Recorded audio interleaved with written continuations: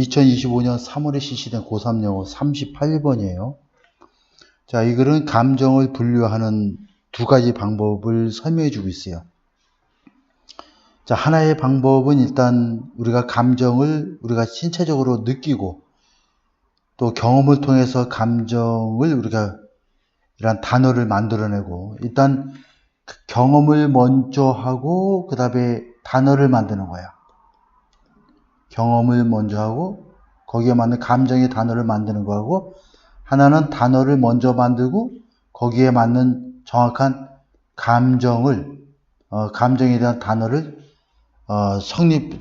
결정해 나간다라고 하는 그런 내용이 되겠어요. 하나는 감정을 먼저 경험하고 단어가 만들어지고 그 다음에 감정을 분류하고 하는 이러한 것에 대한 글입니다.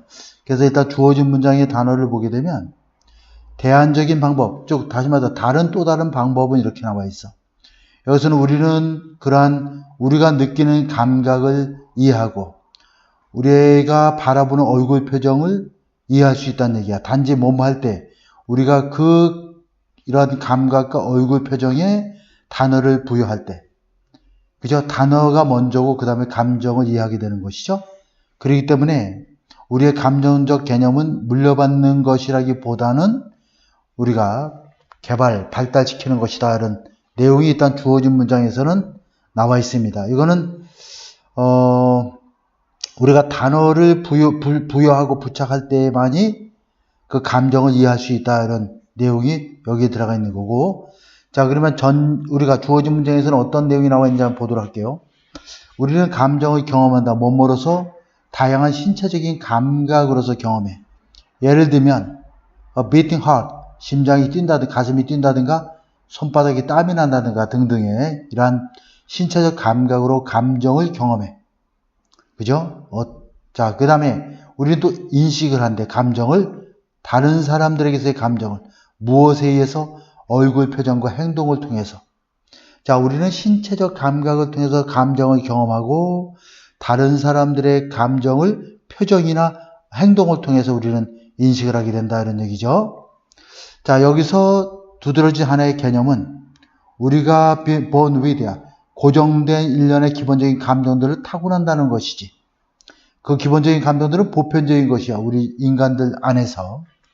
그 감정들이 바로 뭐가 나와 있죠? 두드러지게는 행복, 그 다음에 슬픔, 기타 등등 이런 혐오감, 구역질, 또 분노 이런 것들이 우리의 기본적인 감정들인데 이걸 타고난다 이런 얘기야.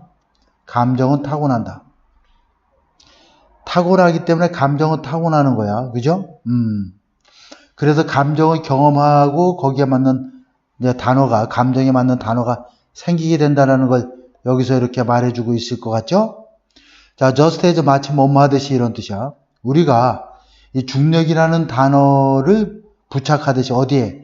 우리의 직관적인 이해. 딱 우리가 알아볼 수 있는 이해가 되겠죠? 무엇에 관하여?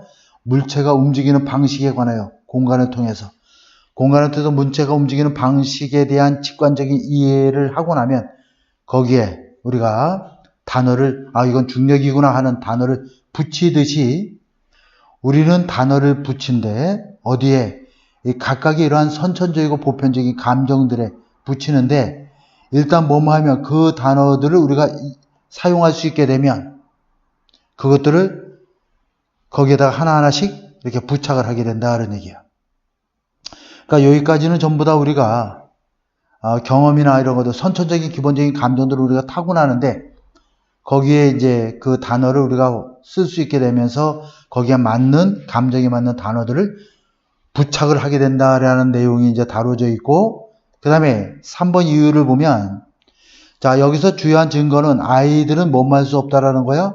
분류할 수 없다라는 것이죠. 얼굴 표정을 뭐뭐로서 다양한 감정을 표현하는 것으로서 얼굴 표정을 이렇게 분류할 수가 없다는 얘기죠. 뭐뭐 할 때까지 그 아이들이 습득할 때까지 그 감정에 맞는 단어의 어휘를 습득할 때까지. 그러니까 여기는 단어가 먼저죠. 그죠? 단어가 먼저고 그 다음에 감정을 거기에다가 단어에 맞는 이름을 붙이는 거야. 자, 이렇게 되면 여기에서는 일단 경험이 먼저고 그 타고난 감정을 가지고 경험을 해서 거기에 맞는 단어를 부착하는 거죠. 근데 이제 여기에 또 다른 견해는 우리가, 자, 여기 보면 우리가 느끼는 감각, 그죠? 그 다음에 우리가 보는 얼굴 표정을 이해할 수 있어. 단지 뭐뭐 할 때만 이해할 수 있냐면 우리가 그 감정과 표정에 단어를 부착할 때만 이해할 수 있는. 그러니까 그죠? 단어를 부착해야지 감정을 이해할 수 있다. 이거와 일맥상통하죠? 그래서 이 감정적 개념을 물려받는 게 아니라 우리가 발달시키는 것이다 해서 이렇게 돼요. 그러니까 이 3번을 중심으로 해서 여기를 중심으로 해서 자 여기서 이 3번을 중심으로 해서 이러한 문장과 이후의 문장이 완전히 다른 내용으로 전개되고 있죠. 따라서 그러한 단어들을 우리가 습득하기 전에는 자 얼굴 우리가 view ASB 앞에 주어로 나가 있죠.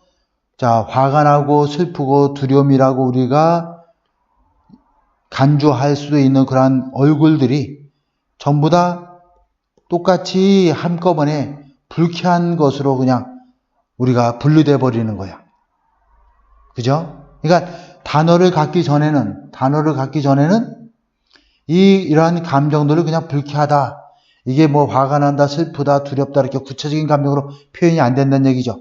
그래서 다양한 유형의 감정에 대해서 단어를 습득함으로써 감각을 경험하고 그들의 다른 사람의 얼굴 표정을 관찰하는 동안에 다양한 유형의 감정에 대한 단어를 습득함으로써 우리는 뭘 발달시켜? 일련의 개념, 감정에 대한 개념을 발달시키는 거야.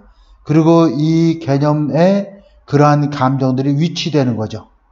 이렇게 보면 되겠습니다. 그래서 이 글은 두 가지 감정을 나타내는 여러 가지 그 단어들에 대한 분류 방법에 대한 얘기를 다루고 있고, 첫 번째 전반부에서는 여러 가지 감정들은, 기본적인 감정들은 타고나는데 경험을 통해서 이것을 우리가 알게 되고 거기에 이제 단어를 붙이는 것이고, 또 하나는 단어를 알고 나야지만이 구체적으로 감정을 분류할 수 있다.